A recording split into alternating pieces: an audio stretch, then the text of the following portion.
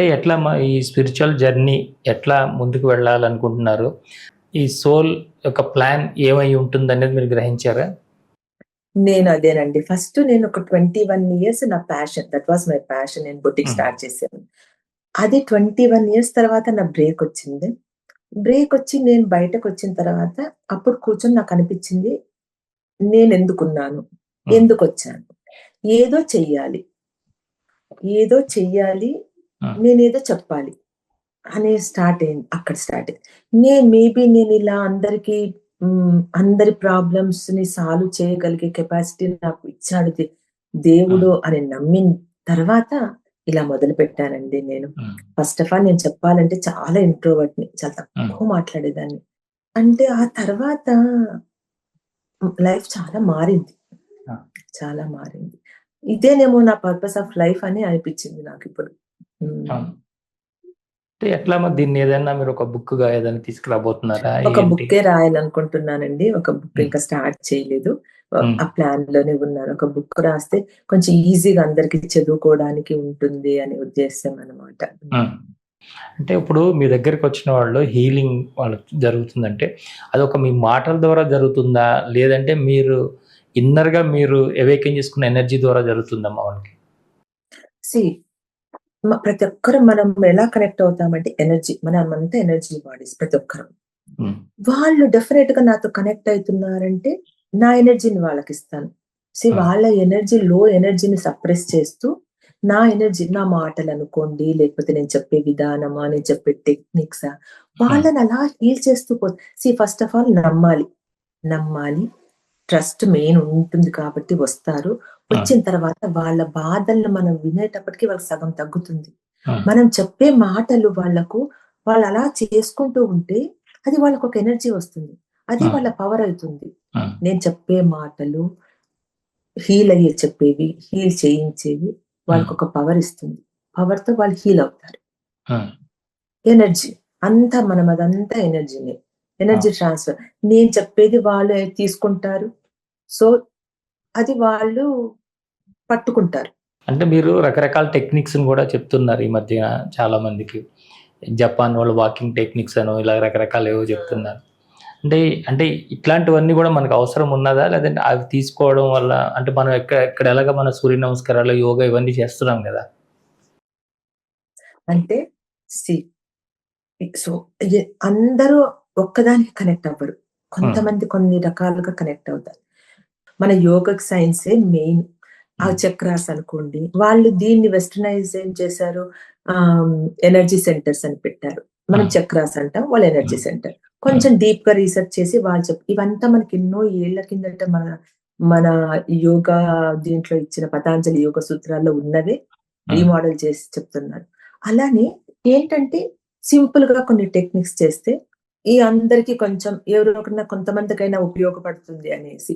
కానీ హ్మ్. కొంత మటుకు చెప్పాలంటే జాపనీస్ వాళ్ళ టెక్నిక్స్ కానివ్వండి అవి బానే హ్మ్. ఇంపాక్ట్ ఉన్నాయి. హ్మ్. వాళ్ళ ఇకిగై కానివ్వండి, ఈ వాకింగ్ కానివ్వండి, కొన్ని హ్మ్. టెక్నిక్స్ మనం హ్మ్. ఎవరి ద్వారా తీసుకున్నా మనకు మంచి జరుగుతుంది అంటే, మనకు బెనిఫిషియల్ అయితే మనకు బాగుంటుంది అనే ఉద్దేశంతో అన్నీ చెప్తున్నాననమాట. అవునవును. అంటే ఈ వాకింగ్ టెక్నిక్ గురించి ఏంటమ్మా? అది ఎట్లా జేసుకోవాలి? 3 మినిట్స్ ఫాస్ట్‌గా చేయాలి వాకింగ్. హ్మ్. 3 మినిట్స్ స్లో చేయాలి. 3 మినిట్స్ హ్మ్. ఫాస్ట్ ఎట్లంటే మనకు కొంచెం బ్రీతింగ్ బాగా ఎక్కువయ్యేంత వరకు, ఫాస్ట్‌గా అయ్యేంత వరకు. హ్మ్. తర్వాత వెంటనే 3 మినిట్స్ స్లో చేయాలి. హ్మ్. అలా 3 మినిట్స్ ఫాస్ట్, 3 మినిట్స్ స్లో అలా 15 టు హాఫ్ అన్ అవర్ చేశామనుకోండి. అలా హ్మ్. వీక్లీ 4, 5 టైమ్స్ చేస్తే చాలా ఇంప్రూవ్‌మెంట్స్ ఉంటాయి. హ్మ్. ఇప్పుడు మనం ఇంట్లోనే కూర్చొని ఆ టైం పెట్టుకొని ఇంట్లోనే మనం చేసుకోవచ్చు. మనం బయటికెళ్ళాల్సిన పని లేదు. హ్మ్. హ్మ్. ఇంకేముంది వీక్లీ 4, 5 టైమ్స్ ఎంతైనా మనకొక హాఫ్ అన్ అవర్ దొరుకుతుంది. హ్మ్. పోవడం కష్టము అనుకునే వాళ్ళు, పెద్దవాళ్ళు ఎందుకంటారా స్ట్రెంగ్త్ పెరుగుతుంది. హ్మ్. చేసుకుంటే చాలా బాగుంటుందిది. హ్మ్. హ్మ్.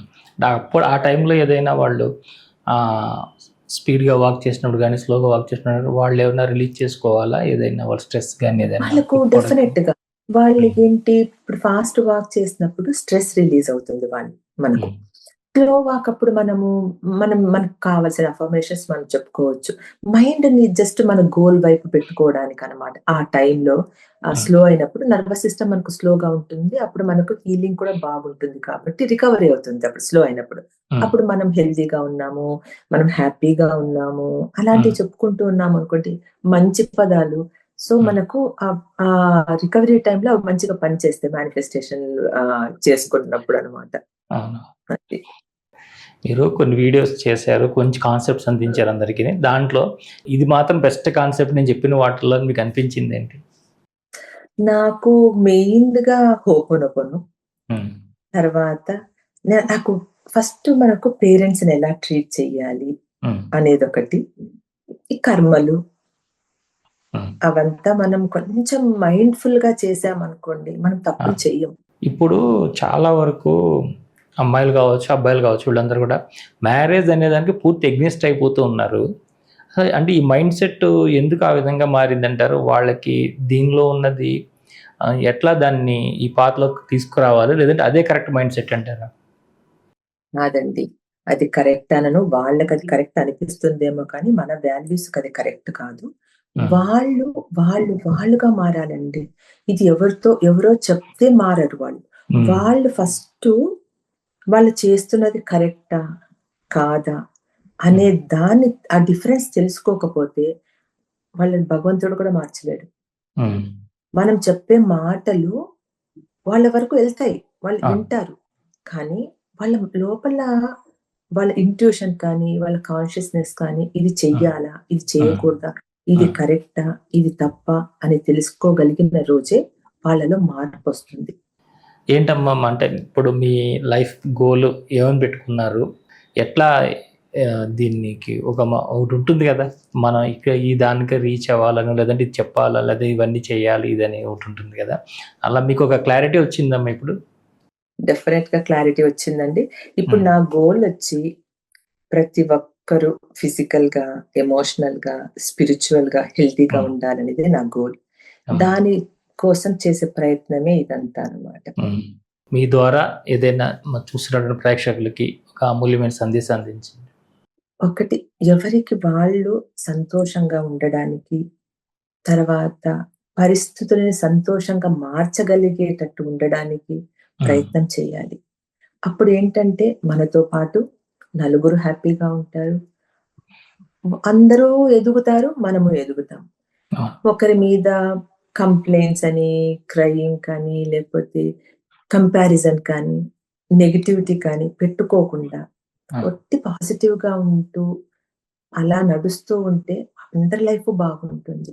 జస్ట్ మైండ్‌ఫుల్‌గా చేయాలి. ఏ పని చేసినా కూడా మైండ్‌ఫుల్‌గా చేశామనుకోండి, తప్పు పడదు. అక్కడ తప్పుటడుగు అని రాదు అవును. మైండ్‌ఫుల్‌గా చేశామంటే. అదొక్కటి అవును. Mindfulness is very important.